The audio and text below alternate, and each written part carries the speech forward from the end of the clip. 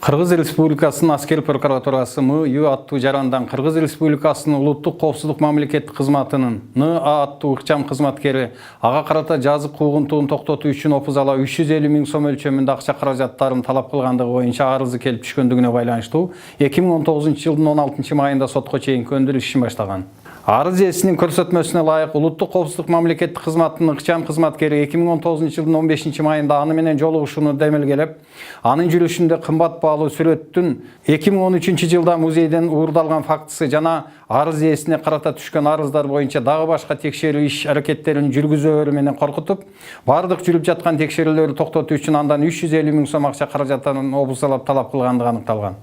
Аскер прокуратурасы улуттук коопсуздук мамлекеттик кызматынын өздүк коопсуздук башкармалыгынын өздүк коопсуздук кызматы менен биргеликте ыкчам тергөө иш аракеттерин жүргүзүү учурунда 2019 жылдын 17 майында болжол менен саат 14:40 Бишкек шаарында жайгашкан музейлердин биринин директорунун иш бөлмөсүндө улуттук коопсуздук мамлекеттик кызматынын бир башкармалыгынын улук ыкчам кызматкери паранын бир бөлүгүн 50 000 сом акча каражатын алып жаткан жеринен кармалып, сотко чейинки өндүрүш ишин жүргүзүү убагына аскер прокуратурасынын Бишкек гарнизонунун убактылуу кармоочу жайына киргизилди.